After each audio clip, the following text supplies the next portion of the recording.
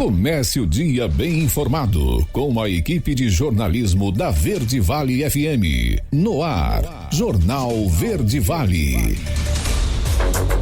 6h36. Olá, muito bom dia para você. Quarta-feira, 18 de setembro do ano de 2024. Estamos começando pela Verde Vale FM, uma emissora do Sistema Verde Vale de Comunicação. Mais uma edição do Jornal Verde Vale. Comigo aqui na bancada, Daliana Oliveira. Muito bom dia. Muito bom dia para você, Wesley. Um ótimo dia para você também que acompanha a programação aqui na 103,7, a rádio que é a número 1 da região. Agora você confere os destaques das últimas 24 horas. Jornal Verde Vale.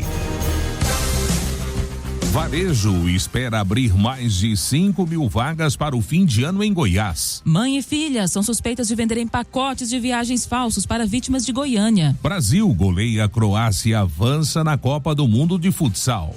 Seca histórica, o ONS deve apresentar ao governo na quinta plano de contingência para energia elétrica. Empresas de apostas que não pediram autorização terão funcionamento suspenso em outubro, é o que diz o Ministério da Fazenda. Sequestro acaba com resgate de vítima e prisão de 3 suspeitos em Goiânia. Resistência a antibióticos pode matar 39 milhões de pessoas até 2050, é o que indica estudo.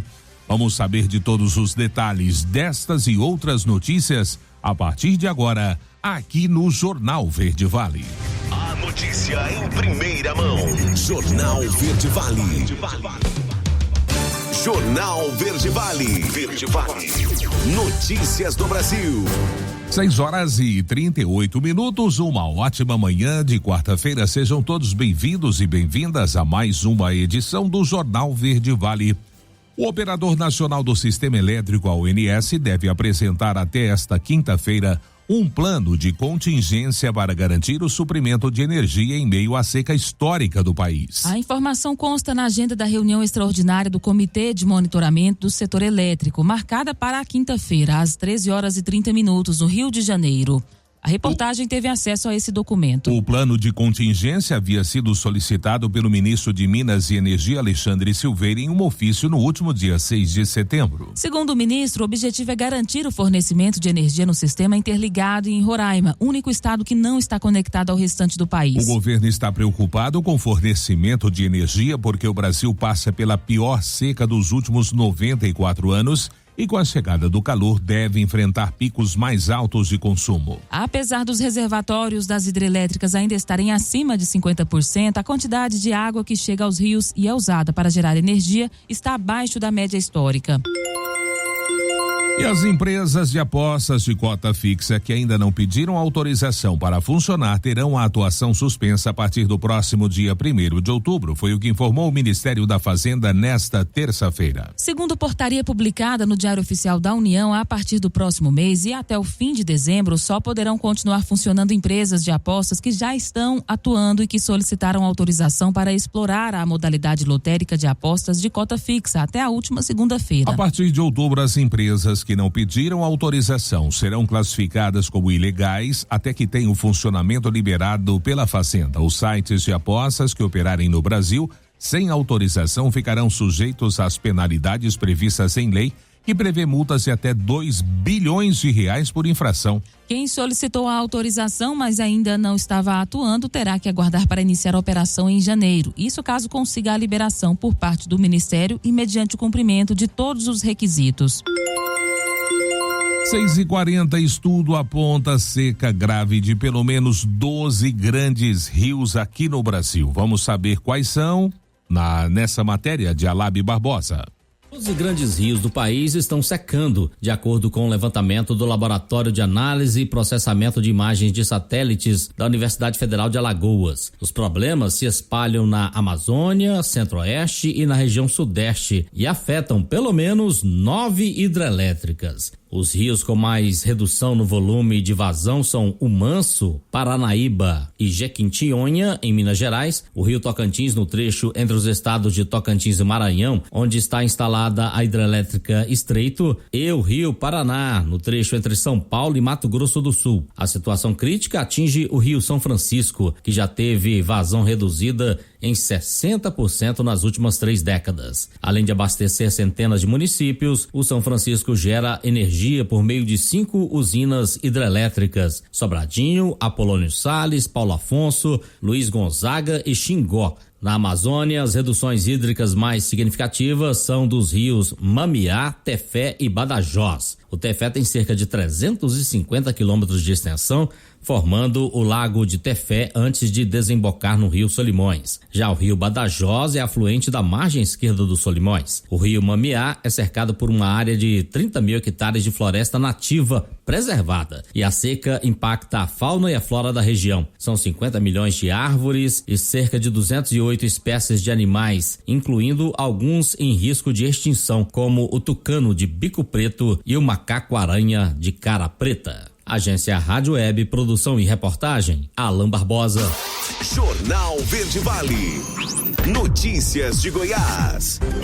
6h42. E a partir de outubro, o varejo em Goiás deve abrir mais de 5.000 vagas temporárias até o fim do ano, conforme a expectativa do Sindicato do Comércio Varejista no estado de Goiás. Entre as principais vagas que devem estar disponíveis estão a de vendedor, operador de caixa, balconista, atendente, estoquista e empacotador. A previsão indica um aumento de 11% na oferta de empregos temporários em relação ao ano passado, mas o percentual é menor do que o registrado em 2022, quando o crescimento foi de 12,5%. A dificuldade enfrentada pelos lojistas para preencher vagas efetivas tem impactado a criação de novas posições temporárias. Cristiano Caixeta, presidente do Sind Lojas, explica que a escassez de mão de obra qualificada não é um problema exclusivo do comércio varejista. O setor produtivo como um todo tem visto uma diminuição na procura por empregos formais nos últimos anos. E a Polícia Civil prendeu em Caldas Novas uma mulher suspeita de estelionato ao vender um pacote de viagens falsos com passagem aérea e hospedagem para pelo menos 3 vítimas de Goiânia.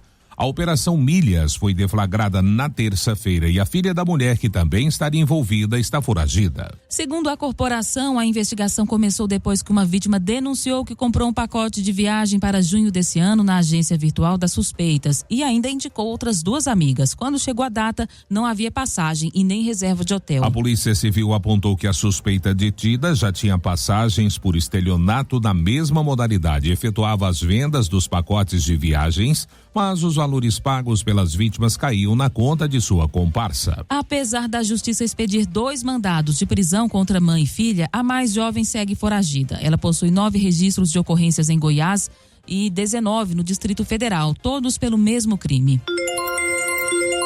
Mais de 50 mil candidatos fazem prova do concurso para policial penal em Goiás, que oferece 1.600 vagas. Vamos saber desse certame com a Janda Nayara. O domingo foi de dia de provas para os mais de 50 mil inscritos que vão tentar uma das 1.600 vagas no concurso da Polícia Penal de Goiás. É só mais um dos concursos que eu estou fazendo. Já tenho um preparo mediano para bom, né? E estou aí na luta. Eu estudo para a área policial. E eu escolhi a Polícia Penal aqui de Goiás porque eu acompanho o governador, eu vejo que ele valoriza muito a segurança pública daqui, né? E eu vejo que é valorizado os policiais, e aí por isso que eu escolhi. Eu sou de Fortaleza, Ceará. A primeira etapa do certame, com provas objetivas e discursivas, aconteceu em 10 cidades do estado. Este é um dos maiores concursos realizados para as forças de segurança do estado e vai suprir a necessidade de servidores em 9 regiões, em 86 unidades prisionais. Com salário inicial de R$ 5.971, a seleção tem, além de provas objetivas e discursivas, outras 6 fases. O concurso ele é feito aí por 7 etapas, então hoje ele vai eliminar 2 dessas etapas, né, que são as provas objetivas e subjetivas, e depois ele tem a etapa de exames médicos, a etapa de investigação de vida pregressa. Ele passa também pela etapa do TAF, né, que é uma das etapas aí mais pesadas do concurso, que o candidato tem que se preparar fisicamente. Os novos policiais penais devem passar por um curso de formação de 3 meses, além de estágio. A intenção é substituir todos os contratos temporários por servidores efetivos até 2026. Convocação, de acordo com o planejamento que a Polícia Penal tem feito, junto com a SEAD, junto com o governo do estado, é para que nós tenhamos o chamamento das primeiras 2 turmas ainda em 2025, né? A estimativa é que nós tenhamos o término dessas etapas do concurso no início do próximo ano, e aí durante o ano nós faremos aí o chamamento de 2 turmas. Janda Nayara, da Agência Brasil Central. Jornal Verde Vale. Esportes. 6h46. O Brasil segue balançando as redes nas quadras de Uzbequistão. Nessa terça-feira, a seleção brasileira garantiu a sua classificação para as oitavas de final da Copa do Mundo de Futsal ao vencer a Croácia por 8-1. O confronto ocorreu no Complexo Esportivo de Bucara, onde conquistaram sua segunda vitória consecutiva, liderando o grupo B da competição. Pito, Diego, Neguinho, Marlon, Marcel, Arthur e Rafa foram os autores dos gols. Com a vitória, o Brasil assumiu a liderança do Grupo B da Copa do Mundo, com 2 vitórias em 2 jogos, tendo marcado 18 gols e sofrido apenas 1. A seleção brasileira agora volta à quadra na próxima sexta-feira, quando encara a Tailândia, também classificada às 9h30 no Complexo Esportivo de Bucara.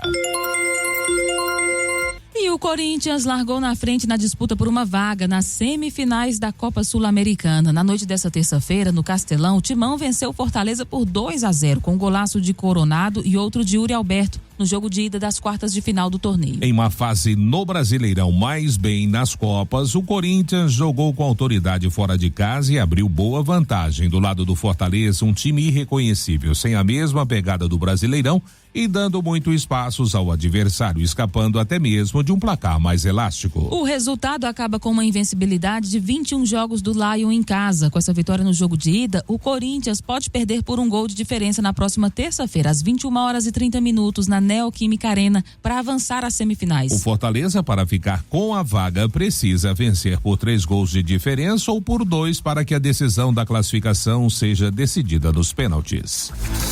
Jornal Verde Vale. Agronegócios. 6h48. O mercado físico do boi gordo teve alta generalizada de preços nessa terça-feira. O ambiente de negócios ainda sugere pela continuidade desse movimento no curto prazo. De acordo com o analista da consultoria Safras e Mercado, Fernando Henrique Iglesias, isso acontece em linha com a posição das escalas de abate, que em grande parte do país permanecem apertadas. Confira os preços médios da arroba do boi. Em São Paulo, R$ 257,77. Em Goiás, R$ 252,50. Minas Gerais, R$ 249,59. Mato Grosso do Sul, R$ 261,25. E Mato Grosso, R$ 226,69. O mercado atacadista apresentou preços acomodados, com menos espaço para reajustes mais consistentes durante a segunda quinzena do mês. A carne bovina vem perdendo competitividade em relação às proteínas concorrentes no decorrer do mês, em especial a de carne de frango. A notícia em primeira mão. Jornal Verde Vale. Jornal Verde Vale. Verde Vale. Notícias do Brasil. 7h17, já de volta com o Jornal Verde Vale. O número de fuzis apreendidos pela Polícia Rodoviária Federal cresceu 113% no Brasil nos primeiros 7 meses de 2024, na comparação com todo o ano passado. As fronteiras do país com Paraguai e Bolívia têm sido utilizadas cada vez mais como rota do tráfico por facções brasileiras. De janeiro a julho desse ano, 79 armas foram apreendidas. Em todo o ano passado, foram confiscadas 37 fuzis. Os fuzis, conhecidos por serem uma arma de grosso calibre que atingem alvos de longa distância, são usados por milícias e pelo tráfico, principalmente nas grandes capitais. Conforme a análise da própria Polícia Rodoviária Federal, os armamentos entram por meio das fronteiras, como a Bolívia e o Paraguai, que estão ao lado de Mato Grosso do Sul e Paraná. No Brasil, são mais de 4.700 quilômetros de fronteira com os 2 países latinos. Desses, 1.600 são em território sul-mato-grossense. De acordo com o coordenador-geral de combate ao crime da PRF, Alisson Simissato, um dos maiores desafios para a polícia é o fortalecimento da fiscalização nas regiões de fronteira. E o ministro da Casa Civil, Rui Costa, anunciou nesta terça-feira que o governo vai enviar ainda nessa semana uma medida provisória ao Congresso Nacional para agilizar os repasses do Fundo Clima. A iniciativa tem como objetivo simplificar os procedimentos burocráticos e permitir a liberação mais rápida dos recursos, especialmente em casos emergenciais para o combate a incêndios florestais. Inicialmente, Costa havia dito que seria para o Fundo Amazônia, mas depois se corrigiu. O Fundo Nacional sobre Mudança do Clima é um instrumento de política nacional sobre mudança do clima. Ele tem por finalidade financiar projetos, estudos e empreendimentos que visem a redução de emissões de gases de efeito estufa e a adaptação aos efeitos da mudança no clima. Costa fez o anúncio durante uma reunião com ministros e presidentes de poderes para debater ações contra as queimadas que assolam o Brasil. Além disso, o governo está discutindo a criação de novos fundos para outros biomas brasileiros com interesse de países doadores que desejam contribuir financeiramente. Universidade Brasileira cria dispositivo que torna as cirurgias menos traumáticas. Os detalhes você confere com Edu Fernandes. A Universidade Federal do Rio Grande do Norte, UFRN, criou um equipamento cirúrgico que promete ajudar na execução de cirurgias mais seguras e com recuperação mais acelerada. Trata-se de uma espécie de espátula, que mantém a incisão aberta para dar mais conforto e visibilidade para o cirurgião. A criação é do professor de medicina José Luiz de Souza Neto, que analisou trabalhos anteriores e executou testes simulados até chegar ao modelo atual do dispositivo. Segundo o pesquisador, a ergonomia do equipamento garante o afastamento eficaz e gentil dos tecidos. A ferramenta será de grande utilidade em situações adversas, como cirurgia em pacientes obesos. Os equipamentos atuais são ultrapassados e precisam que o médico ajuste o afastamento dos tecidos constantemente. Assim, as lesões são mais graves, o que dificulta todo o processo de recuperação. A expectativa é que, com o uso da nova ferramenta, o paciente tenha menos dores, cicatrizes menores e um processo pós-operatório mais tranquilo. O pesquisador José Luiz de Souza Neto espera que seu trabalho estimule iniciativas semelhantes em outras instituições de ensino. O dispositivo criado por ele deve ter a carta patente concedida ainda em setembro. Da Rádio 2, Edu Fernandes. Jornal Verde Vale. Notícias de Goiás. 7h21. E um homem de 49 anos e uma idosa de 69 anos foram presos em flagrante perto de Catalão, na região sudeste de Goiás, acusados de sequestro.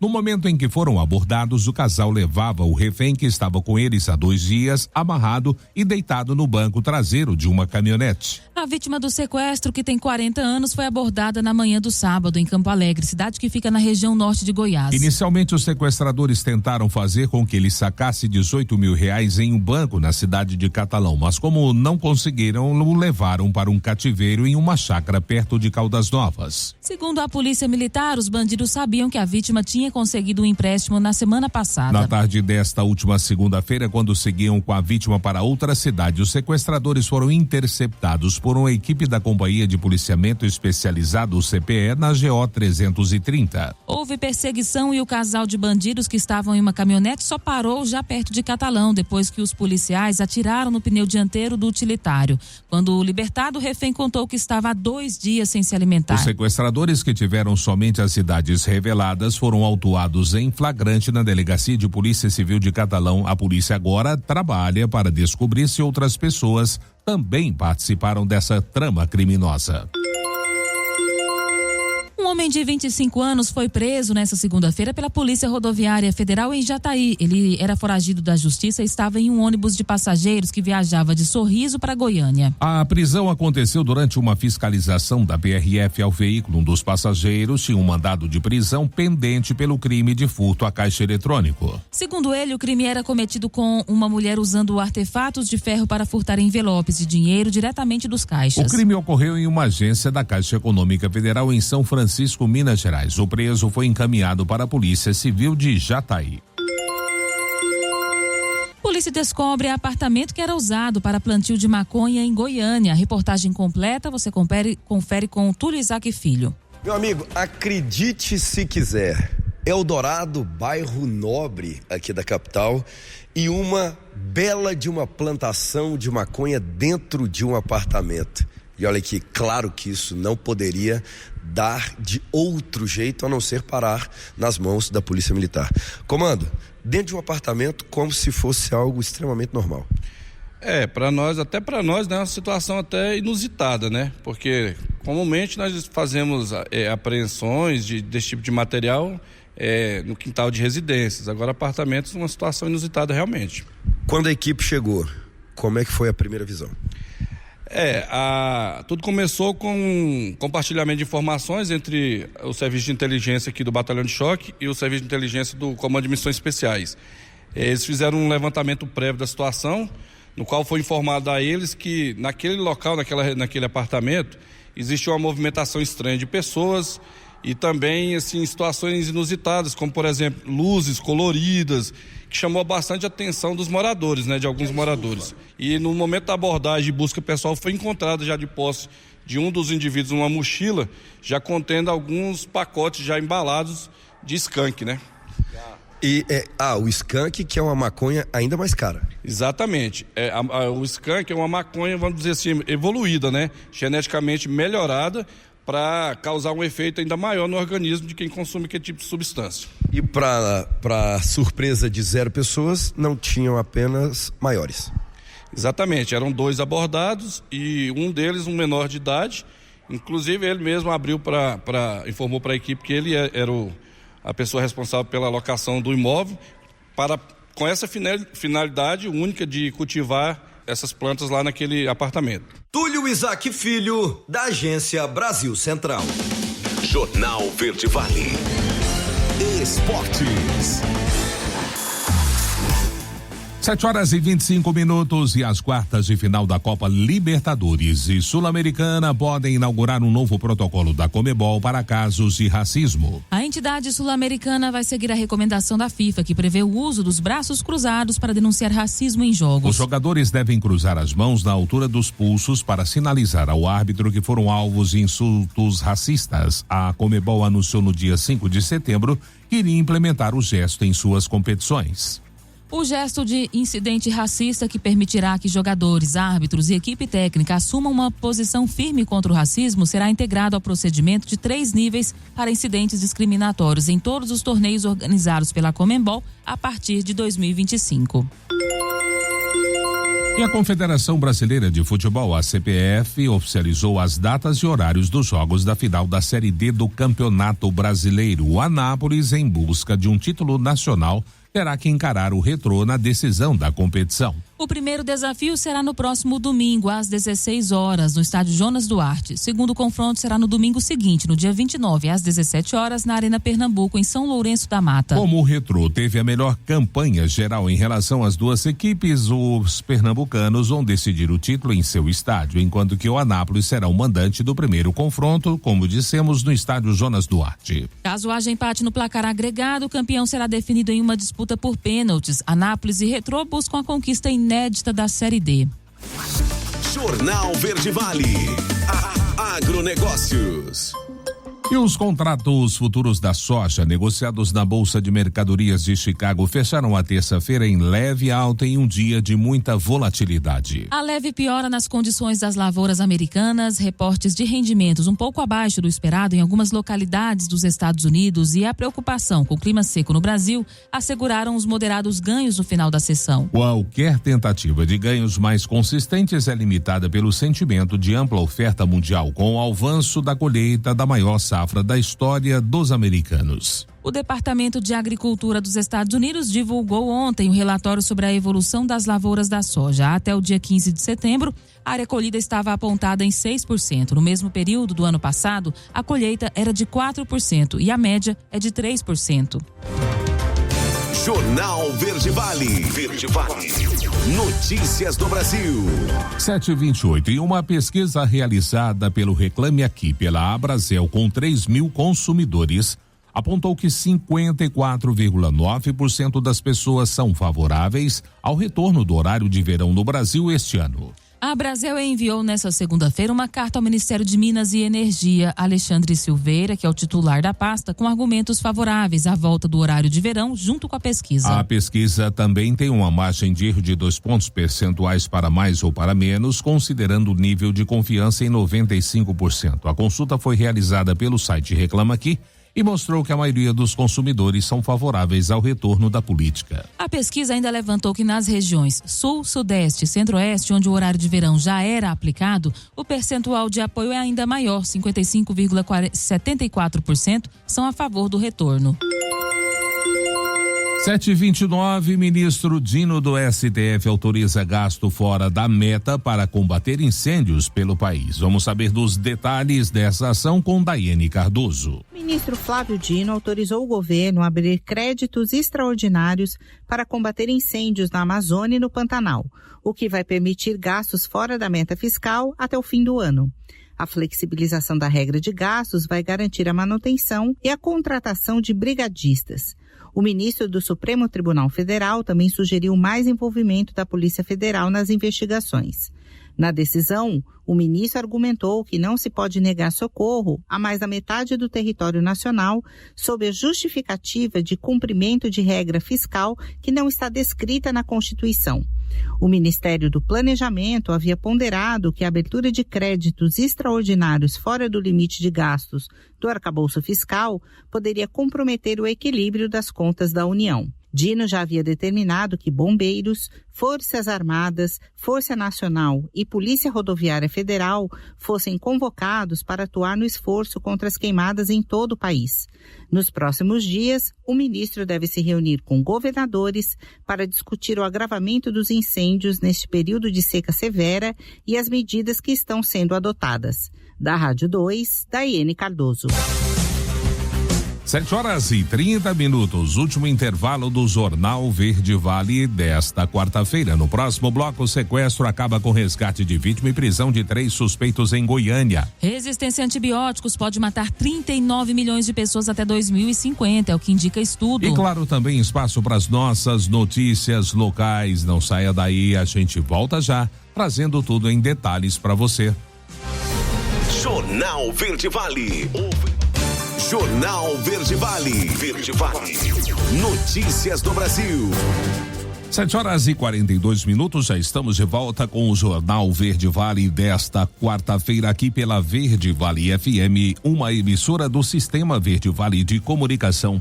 Olha, a resistência a antibióticos pode causar a morte de 39 milhões de pessoas até 2050, isso de acordo com um estudo divulgado nesta segunda-feira pela revista The Lancet. Os cientistas alertam que as mortes anuais relacionadas à resistência antimicrobiana podem aumentar em cerca de 70% nos próximos 25 anos. Estima-se que mais de 39 milhões de pessoas ao redor do mundo perderão a vida nesse período devido a infecções causadas por bactérias resistentes a antibióticos. Além disso, o estudo apresenta uma estimativa mais ampla que, embora não estabeleça uma relação direta de causa e efeito, sugere que a resistência bacteriana a antibióticos poderá contribuir indiretamente para outras 169 milhões de mortes no mesmo intervalo. O estudo aprofundou a análise dos impactos globais na resistência antimicrobiana entre 1990 e 2021 e projeta seus efeitos entre 2025 e 2050 para 204 países e territórios. Os dados mostram que entre 1990 e 2021, mais de 1 milhão de pessoas morreram anualmente devido à resistência antimicrobiana.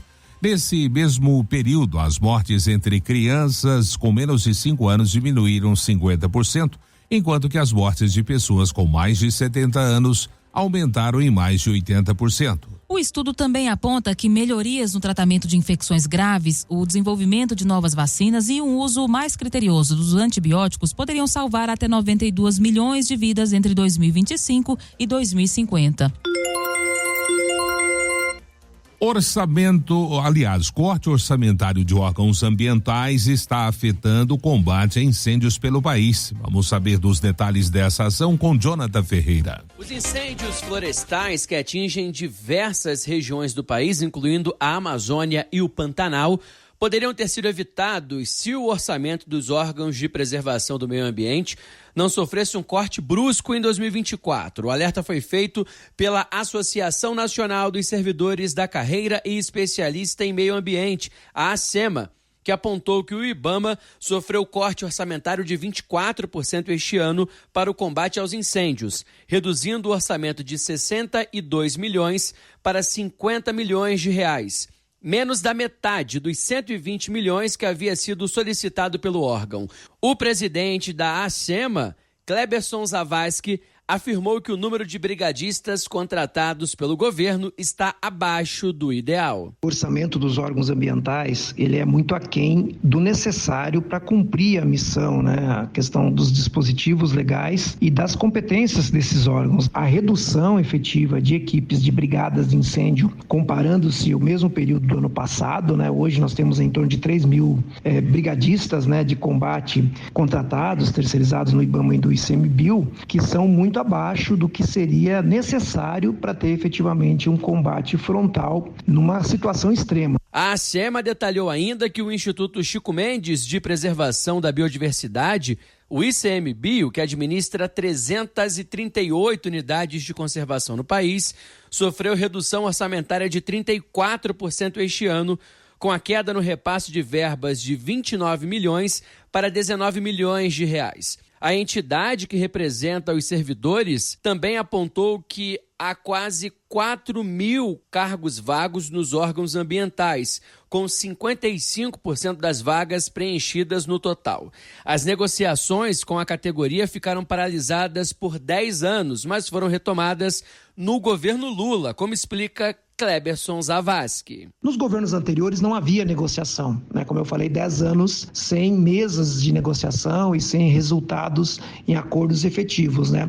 O Ministério do Meio Ambiente foi procurado, mas não respondeu aos questionamentos até o fechamento da reportagem. Agência Rádio Web, produção e reportagem, Jonathan Ferreira.